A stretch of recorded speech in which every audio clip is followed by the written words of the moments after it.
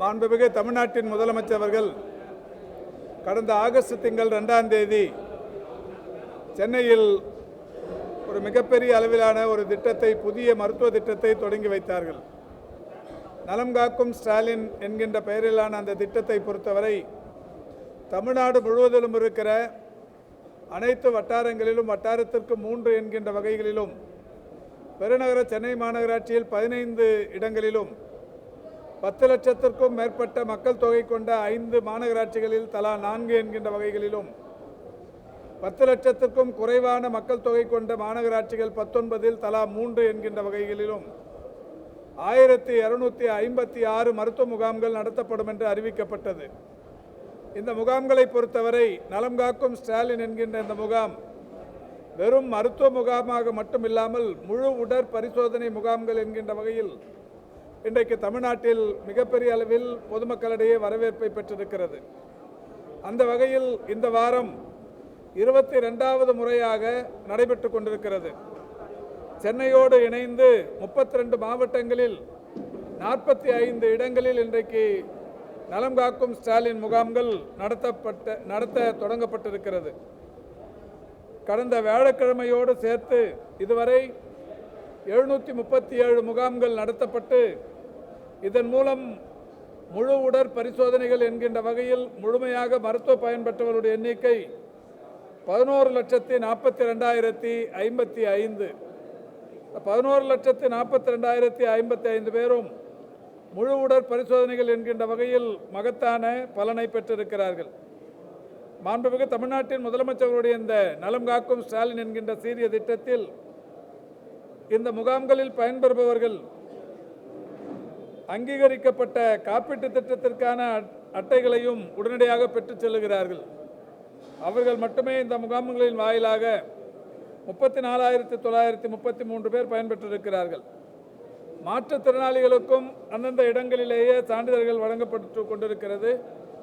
அந்த வகையில் பயன்பெற்றிருக்கிற மாற்றுத்திறனாளிகளின் எண்ணிக்கை 43,978. இந்த நலம் காக்கும் ஸ்டாலின் முகாமை பொறுத்தவரை தமிழ்நாட்டில் 38 மாவட்டங்கள் இருந்தாலும் இதில் 6 மாவட்டங்களில் தற்போது வரை இந்த பணி முடிவு பெற்றிருக்கிறது.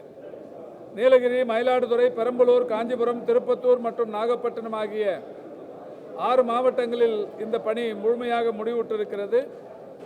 மீதம் இருக்கிற 32 மாவட்டங்களில் இப்பணி நடைபெற்று கொண்டிருக்கிறது. இந்த முகாம்களை பொறுத்தவரை பொது மருத்துவம், குழந்தைகள் நல மருத்துவம், இருதய மருத்துவம், எலும்பியல் மருத்துவம், நரம்பியல் மருத்துவம், தோல் மருத்துவம், மகப்பேறியல் மற்றும் மகளிர் மருத்துவம், கண் மருத்துவம், காது மூக்கு தொண்டை மருத்துவம், இயன்முறை மருத்துவம், பல் மருத்துவம், மனநல மருத்துவம், நுரையீரல் மருத்துவம், நீரிழிவு மருத்துவம், கதிரியக்கவியல் மருத்துவம், பொது அறுவை சிகிச்சை, சித்தா மற்றும் இந்திய முறை மருத்துவம் என்று 17 வகையான மருத்துவ முறைகள் இந்த நலம் காக்கும் ஸ்டாலின் திட்டத்தில் வழங்கப்பட்டு வருகிறது. இதை பொறுத்தவரை இந்த முகாம்களில் அமைப்பு சாரா தொழிலாளர்களுக்கு நலவாரியத்தின் மூலம் முழு உடற் பரிசோதனைகள் செய்யப்பட்டு அவர்களுக்கான நலத்திட்ட உதவிகளும் வழங்கப்பட்டு வருகிறது. மாற்றுத்திறனாளிகளுக்கான அங்கீகரிக்கப்பட்ட சான்றிதழ்கள், விரிவான மருத்துவ காப்பீட்டு திட்டத்தில் பதிவு செய்தல் போன்ற பல்வேறு பணிகள் இந்த முகாம்களில் நடைபெற்றுக் கொண்டிருக்கிறது.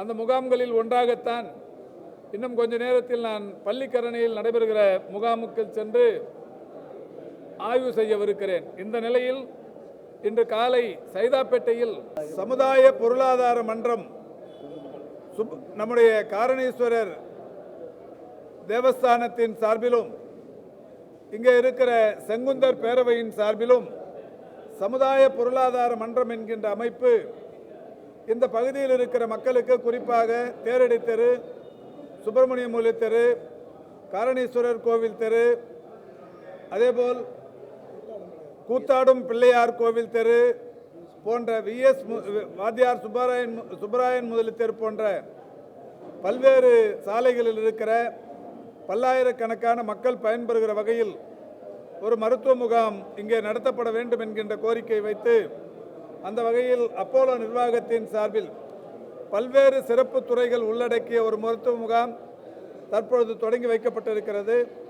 சமுதாயத்தின் பெரியவர்கள் இந்த முகாமில் பங்கேற்று பொதுமக்களுக்கு சேவையாற்ற தொடங்கி இருக்கிறார்கள். இந்த முகாமை பொறுத்தவரை ஆயிரக்கணக்கானவர்கள் பலன் பெறுகிற வகையில் இந்த முகாம்கள் தற்பொழுது மிக சிறப்பாக தொடங்கப்பட்டிருக்கிறது. வடகிழக்கு பருவமழையை ஒட்டி ஒவ்வொரு ஆண்டும் ஒரு 10,000த்திற்கும் மேற்பட்ட மருத்துவ முகாம்களை தொடர்ச்சியாக இந்த துறை நடத்தி கொண்டிருக்கிறது. இந்த ஆண்டு வடகிழக்கு பருவமழை அக்டோபர் 16ஆம் தேதி தொடங்கி தற்பொழுது முடிவு பெற்றிருக்கிறது.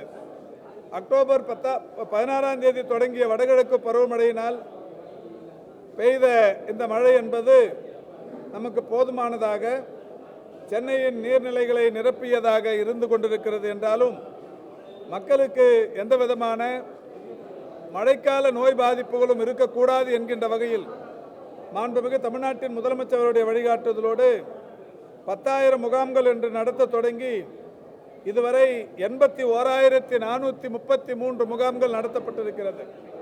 மருத்துவத்துறையின் வரலாற்றில் ஒரு பருவமழைக்கு 80,000த்திற்கும் மேற்பட்ட மருத்துவ முகாம்கள் நடத்தப்படுவது இதுவே முதல் முறை.